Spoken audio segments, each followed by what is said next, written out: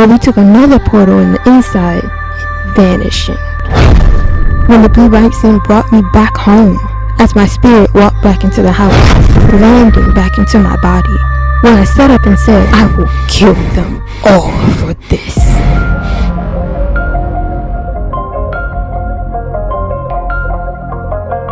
And I meant every word of it. Now meanwhile, this was happening. Prepare for Sinoriel. What do you mean prepare? I mean prepare for Sinoriel.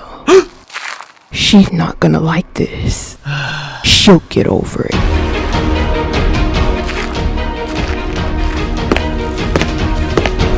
She's gonna hate me for this one. But this is for her own good. Let me tell you what happened just before this. I was now on my way somewhere else as I walked, when I then made my way to an old acquaintance, when he spoke and said, Nore, which is what he used to call me. What brings you here? Yep, you guessed it. It was Disease, who I had made a treaty with a long time ago, where I had got my powers to afflict people to cause sickness. When I said, I'm leaving the occult, I've left the order. When he said, I've heard about your defeat with the order and Alma's household. When I said, well good, because I'm leaving indefinitely. I've come to annul my treaty with you as well, and you're my 43rd visit. I've come to let you know I'm out now, and that I've retired. Now technically as queen, I was allowed to annul any contract with anyone, which is why I didn't see this coming. Turning around to leave, and just as I was about to walk away, when he yelled, wait! When I stopped, when he said, I have already afflicted you. And I said, what? I have already afflicted you. No, when he said something, he's not joking. How? How could you have afflicted me? When Disease said, your mother let us in when she once did something with the occult, laying witchcraft over you. But I didn't know what it was. Ah, he got me. Well played. When Disease said, your mom consulted herself with a witch, not knowing that the witch's mission was simply to defile you while in the womb, and your mom had no clue that she even worked for us. And shocked and surprised I asked, when I said, how could I have been punished as a baby? Doesn't the Bible say I was innocent? And he said, true. It is true that you were innocent as a baby. All babies are innocent, no matter how they get here, by either their parents' disobedience or righteousness. They are still innocent and perfect to God. But he only assigns one male parent and one female parent over each of you, designated to watch over you and protect you until you can make decisions for yourself. Because legally, in the spiritual world, you cannot. Your mother has made the decision to put witchcraft and the occult over you by placing it over herself while you were in her womb, infecting every part of her body when it then entered around you. When he paused and said, unintentionally of course. And at this point it was like a biblical battle when he then said to me, Ezekiel 18:20, Deuteronomy 24:16, and 2 Kings 14:6. They all have something in common. The child does not inherit the parent's guilt. And I then said, lies, truth, because I had been told the curses are generational, when the Bible says differently. Why didn't the pastors tell me that, and that once you receive Jesus, then you're free? I couldn't believe it. A baby doesn't inherit the guilt of the parent, and until a baby comes of a certain age, they are deemed innocent under the protection of God. When he said, which is why the Bible says, train up a child in the ways they should go, and when they are older they will not depart from it. You departed because you had a fake one. As I listened carefully, when he said, now it is well known to our kind that we cannot curse a child nor a baby, not officially, until they are of the age of consent, which is why we came to you later when you had your own consent, also knowing that you would be queen, and because of the witch doing her job properly. Well done. During her interactions with your mom, it worked perfectly. The only problem was that, technically, you were not cursed, but the curses were hanging over your head until the age of consent. So we had to be patient and wait, and by then, we would need you to say yes. And when we came to you, You did. Remember? As he flashed back to the day I was crowned, where they said, "You become queen of a continent in hell called that Zeta. Do you want it?" And I said, "Yes." When I made the deal at 6 years old and shook the hands of a demon. When I yelled at him, "That's a lie! Babies can't be cursed." When he laughed and said, "Bring the law book." As it thudded and slammed onto the ground, as the pages flickered and whooshed open. Guess what the law book was? It was the Bible that even they in the spiritual realm abide by and recognize as the law. As the pages flickered, and every time he read something in his mind, it came out as echoing whispers. As I looked, peering over attentively to see what it was that he was about to read and say. When he finally did, and without even looking, knew it and said, "Babies can't be cursed, huh?" Maybe at that exact moment, not the baby itself at the time, but the womb that carries the baby certainly can. When I said, "You're lying, like you guys always do." When he waved his index finger saying, and said, Deuteronomy 28, where your good book says there are blessings for obedience, signifying the opposite for disobedience, as well as where it says the fruit of your womb will be cursed, as well as the crops of your land. Even Hannah and Elizabeth asked specifically when praying to God for the fruit of the womb when wanting to conceive. Psalm 127:3-5 says, "Children are a heritage from the Lord, where they are always referred to as the fruit of the womb and are considered a reward." And the reference fruit of the womb is a reference towards children that the woman bears and conceives. And even so, the Bible says that the fruit of your womb, meaning the baby, will be cursed. I thought you said the Bible said the fruit of the womb cannot be cursed. And even Hosea 9:14 says, "Give them what they shall have." And Psalms 28:4, "Give them the punishment they deserve." When he stopped and paused while smiling, he was really enjoying this. As he teased Sinoriel. By the way, there's something you should know. Disease has two forms, which is normal for fallen ones. This one and this one. Meanwhile, while still flipping through the book, as he quickly flipped through the pages almost urgent and said, 1 Chronicles 10:13-14. Saul died because he was unfaithful, and he did not keep his word to the Lord, and even consulted a medium for guidance. And quickly flipped to another page, and without looking at it said, 1 Samuel 15:23. For the rebellion is like the sin of divination, and arrogance like the evil of idolatry. Idolater, which is the first and second of the 10 Commandments, which you are in high violation of. When I then yelled again, "But how is it that I could be cursed as a baby? Babies can't be cursed." When he then laughed and said, 2 Chronicles 33:6. He sacrificed his children in the fires and valleys, practiced divination and witchcraft, sought omens, and consulted mediums and spirits and spiritists. He did much evil in the eyes of the Lord, arousing his anger. Look, Nore, Leviticus 19:31. Do not seek out mediums or spiritualists, for you will be defiled by them. When he walked forward and said, I say again, Sinoriel, Leviticus 19:31. Do not turn to mediums or seek out spiritualists, for you will be defiled by them. And that came from the one that you Christians say is your God.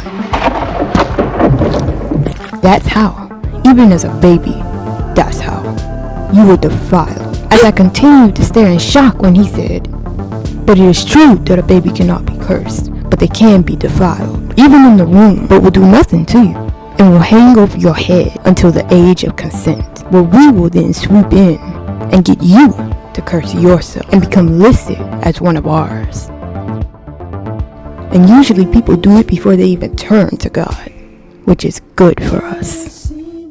When I yell, but what about all the people that want to talk to the dead ones? Tell me, why is it such a crime? When he said, Isaiah 8:19-22. When someone tells you to consult mediums and spiritualists who whisper and mutter, Should not a people inquire of their God? Why consult the dead on behalf of the living? You were talking to the dead, and the dead do not speak. What? Oh yes. Ecclesiastes 9:5. The dead knows nothing, which you also know is considered necromancy. When he stepped in towards me, leaning confidently, walking closer and closer, and said, "You were talking to us. Your mom was talking to us. She was getting predictions from us, placed onto her and you and her household from us." I couldn't believe it. When he said, "I'm enjoying this. Let me show you something," as his footsteps collided against the ground. When he stepped in closer, pulling out his weapon, and said, "Let me show you something that happened before you were even born concerning you, that going back in time was necessary for it." As the mental clock of our mind rewind back, when he said, "Remember when you were this age and this happened?" And took me back through time in his memories. Well, one night you were sleeping in your bedroom, and a woman walked in. You pretended like you were asleep and that you didn't notice this woman. But as soon as she turned her back to walk away, you then opened your eyes. And by being a jumper, as if it was nothing, you then followed her through the doorway by accessing the wormhole that she left open to the portal that she used, which we call spirit tracking, which was a quality that would take 10 years to learn. You then followed this woman to where she went, finally arriving. You then knew where you were, watching where she then sat down at the table with the rest of the witches in her coven. As she took her seat, the discussion seemed serious as you watched while peeking around the corner, as she summoned demons and they began arguing back and forth about something. When you scooted in closer to hear better, when you finally heard her start her discussion and said, "This one will be great by the time she is 25. She will be too much for us to handle." When one of them said, "I agree. I too have seen the same about her as well. So then what should we do about it?" "I know. We'll kill her before she reaches that age." When they said, "It is settled," and hit the gavel. By the age of 25, she will die. Hearing that, you then jumped. As you then tiptoed back around the corner and hurried up and got out of there. Went back home and just like that jumped back into your body as if nothing ever happened.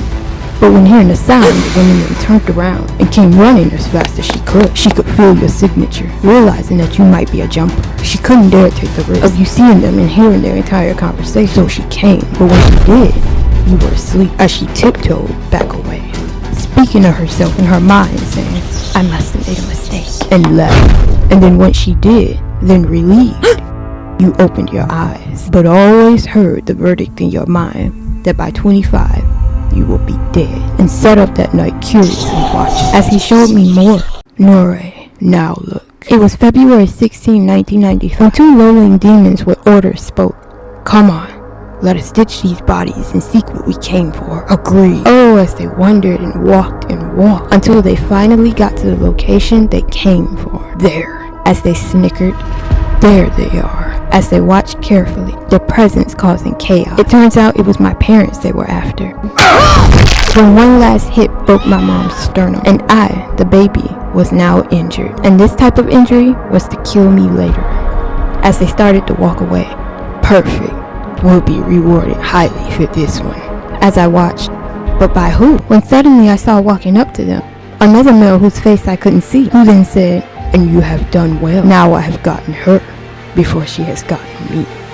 Now look who has won." As he walked away, and it ended. It was disease, and he had truly gotten me before I was even born. Well played. Now I truly understood. When my mind flashed with thoughts, but now how can I dare terminate this contract? When quickly his mood then switched, and angrily, disease said, "You dare go against me and the treaty that we have? I've already seen that you will go against me." And because of this, I have afflicted you before the beginning of time. But now, I will make it worse, sir. And I turned around and thought, that is what I've been feeling all this time. When I began having flashbacks of all the times I grabbed my head in pain. As a baby, as a child, a preteen, a teenager, and now an adult. Snapping back to reality when I gasped and thought, he afflicted me, just like I've done everyone else, as he continued to laugh. When I looked off into the void as I grabbed my head and said, I must be dying. As the mastermind behind it continued to laugh, when he then said, and now you can leave, but know that the termination of your contract has been rejected. And instead of me walking away, he then walked away. While I stood there in shock, when he then stopped walking and turned around and said a famous phrase that I will always say after I would win. As he turned around and smiled and said, checkmate. Now before I go on, let me remind you of something that happened in episode 9. Welcome to being 17 years old again. Welcome back to 2014. Now as you guys remember from episode 9, I went back in time to 2014 when I was 17, and this happened. And I heard a sound. What was that? And then set up. As I then hesitantly looked out my window, and this is what I saw. A gray alien just standing there staring at me, breathing, waiting. But what is he waiting for? When I then said, let me lie down and go back to sleep. When I then paused with the most frightening look upon my face, because right in front of me emerged a gray that had been there the entire time, invisible. They had an inside man in the house the whole time, and we were now face to face. We ran wildly towards one another, fighting, and the fight began. He was the most worthiest opponent that I have ever gone up against. I respected that, and because of that, I enjoyed this fight. But because I kept resisting, he then grabbed me from the back, and with one touch paralyzed my entire body. Now you won't be able to fight us so much. Now let me tell you guys about a part I skipped. I forgot to tell you that meanwhile during this time in 2014, this happened.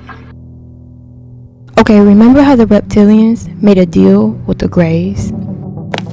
And then by kidnapping and using the blue-white women, they then made offsprings have reptilian, Grey, and blue-white, which became like a super race unlike anything we have ever seen before. Meanwhile, in 2014, at the age of 17, when they came looking for me, at the same time this was happening. Sir, come take a look. We almost got it. Let's open it. But I warn you, we have no clue what happened. The favorite question was, what is the universe made of? And they wanted to find out. When one day they decided to do something else while smashing the particles together inside of the hydrogen collider. And this time, it opened, but differently.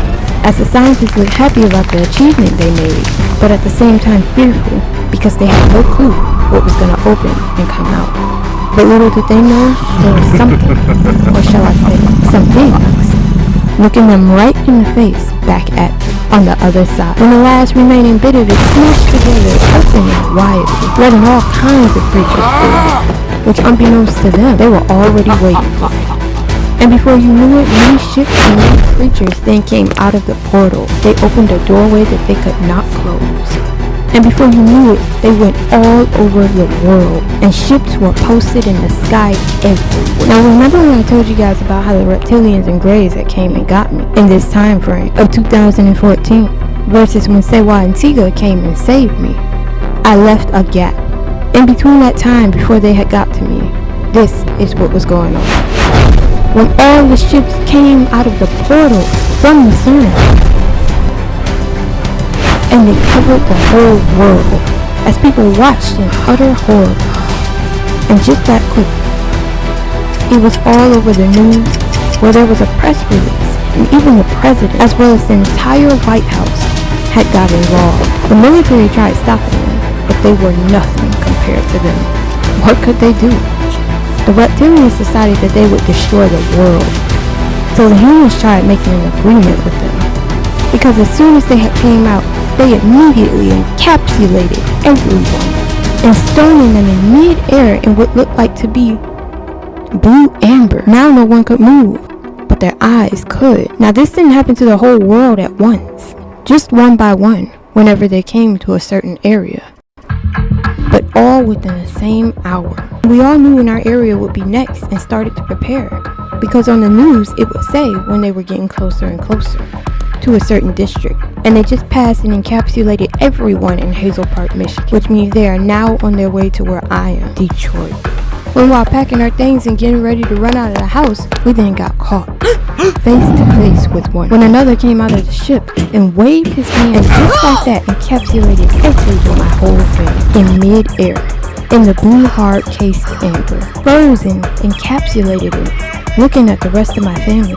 I couldn't move my entire body at all, but my eyes could, as I watched another one come out of the ship, pointing his finger at each person, shaking his head no, and he finally pointed his head at my family, one by one, saying yes to each of us, where they then unencapsulated us and snatched us by the arm, putting badges and name tags on us, taking us into the ship.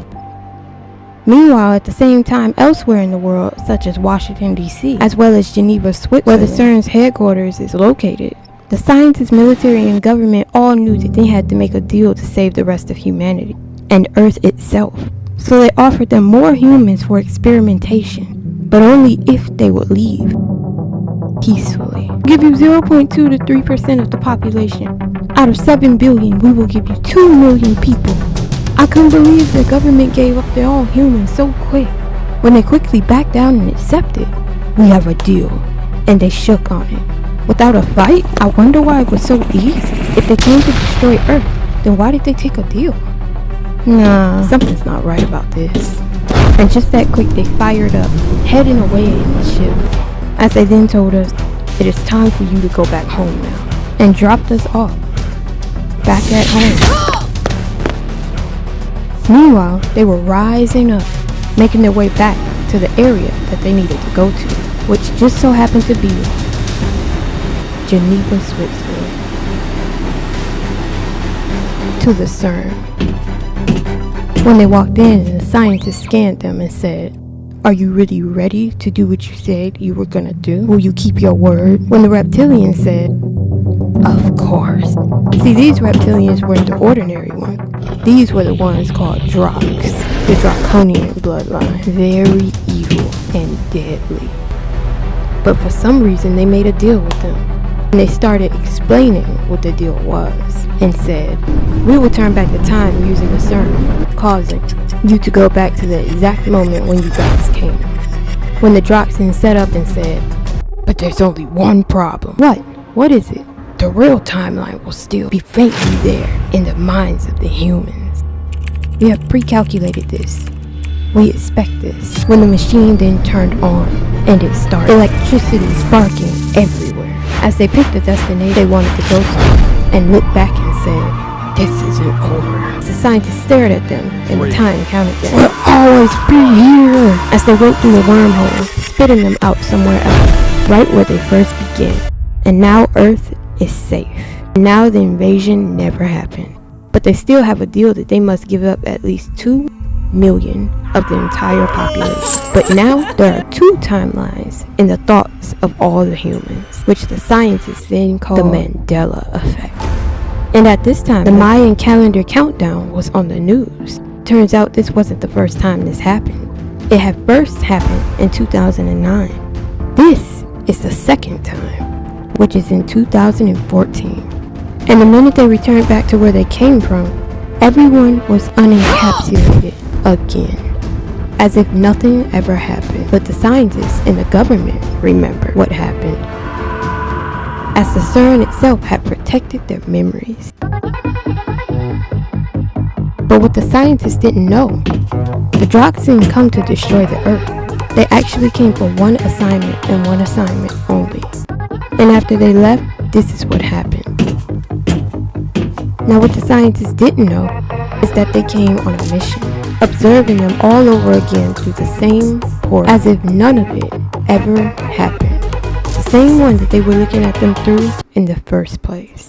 When they said, the humans don't know what we are really doing, but our mission was actually to destroy the Bible, and we have succeeded at. Joel 2:31 is changed. By saying the great and terrible day signifies one day.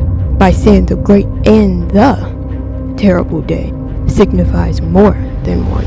Make means to form, while set refers to placement. Now the question will be, can truth form you freedom, or does truth place freedom upon you? For Luke 19:27 now said that while reigning over someone, the enemies would prefer to remove them, while the other version that we created said to slay them, even though such wasn't even the way of the Jews back in biblical time with their leaders.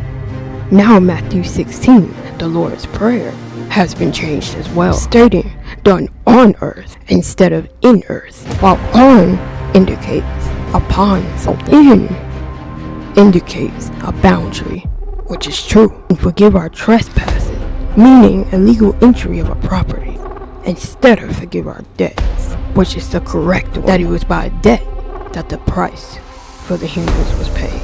And now their questions will be, what does it mean on earth? Isn't heaven on top of earth? So now does that mean that on earth, which now might be heaven, will be done in heaven?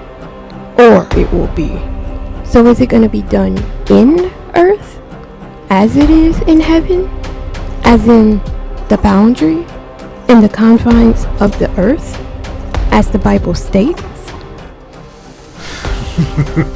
We will meddle with their mind, and before they know it, the Christians will be a ball of confusion.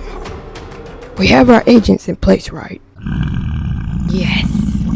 Celebrities, politicians, and even the regular people, and even the ones they consider ordinary.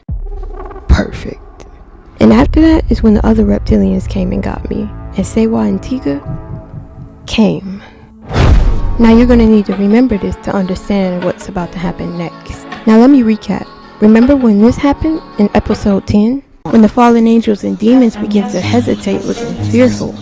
When one fallen angel in particular then pushed past the rest and said, but we have high concerns that can leave the matters of the crown at stake. When I then stood up angrily and said, such as what? When he then stood up too and said, such as the crown and the throne that belongs to my majesty the queen, that is most of the time empty. When I then stood up again, and what is that supposed to mean? It means we need you more. Who are we supposed to take our problems to, which are matters for only the queen, when you're not here? When your seat is empty? Everyone begins to talk. When your day is but an hour to us, we need you more. As queen and a deity of matters of the crown, we need you here all the time. We simply need you more than an hour. Yes. As they begin to murmur and whisper and complain again to themselves, when our Morrison said, enough! Ever seen him actually look like he was praying. So this that he was thinking about doing must have been really serious. But God would never help him unless it's about me. What would be this serious that would make him actually ask for help from God? Don't you know he won't answer or help him? When I heard him sit up and say, thank you for making this deal with me. I now know what to do. And what was that? I've waited for you for centuries. When I then said, no, Amor, I'm gonna try and be good from now on.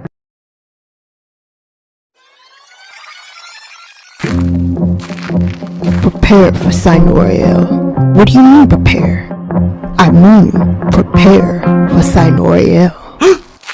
She's not gonna like this. She'll get over it.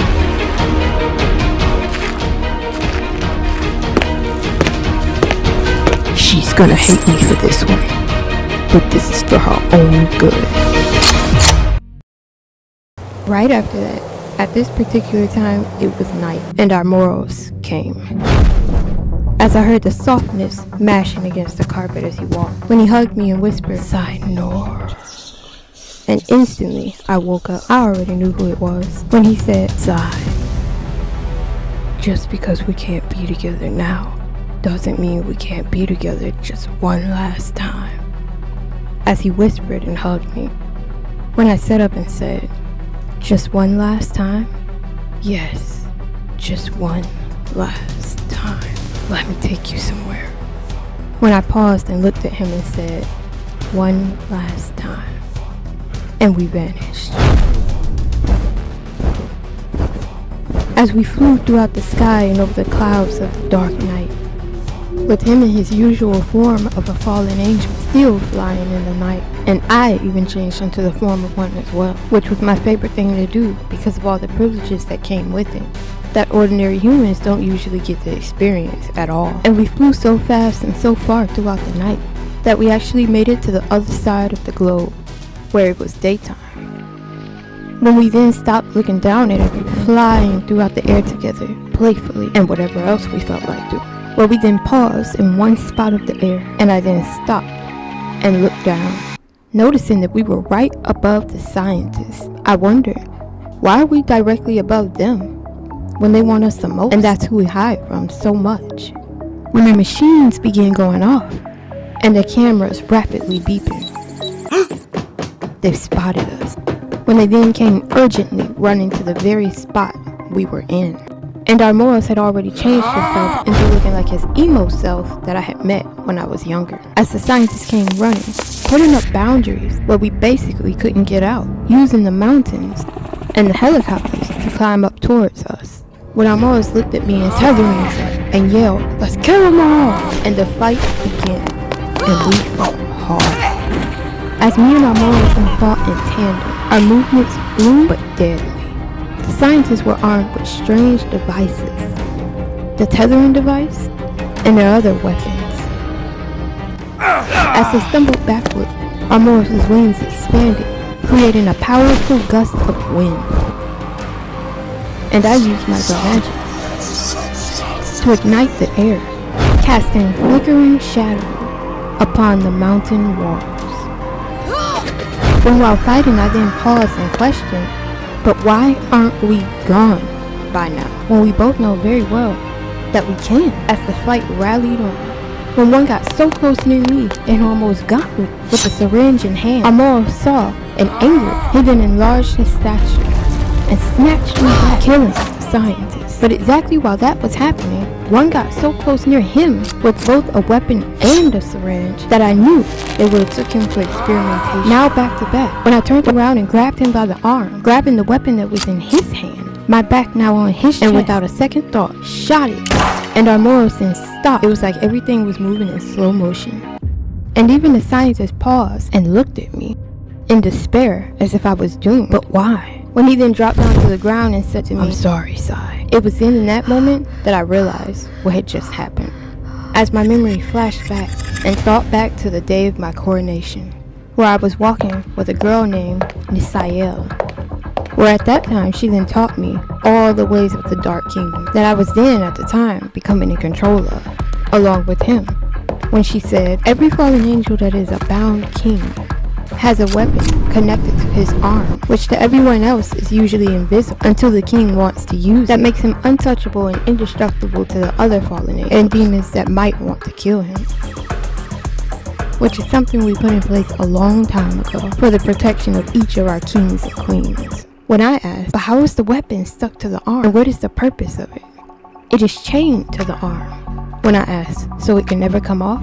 When she said, no, it can't, unless one thing happens. When I said, and what is that? If someone dare touches the object on the arm and uses the weapon, then it transfers from that person to them as the next bound king or queen. When I looked in shock, surprised, and said, who would ever be stupid enough to do that? When we both giggled, and she said, you'd be surprised. Now fast forward back to this day. Now I have just come out of my memories and back in reality, looking him face to face, the weapon still in my hand, when I looked at him and said, you betrayed me, in disbelief. When he looked at me and said, Sai, it is for your own good. As I angrily screamed, no! When all the scientists began backing away, and my power of Sonium came on. But not just one. I was so angry that I shot out about 5 different flashes of those scientists. by accident, just because I was that angry. And it was at that moment that I then began descending to hell as the rocks covered me, and I began screaming, "Traitor! I will kill you!" as I continued being pulled down. The weapon on my arm was now pulling me down to the bound spot where I should be. And no power that I had was gonna stop this. Who would help me now? To be continued.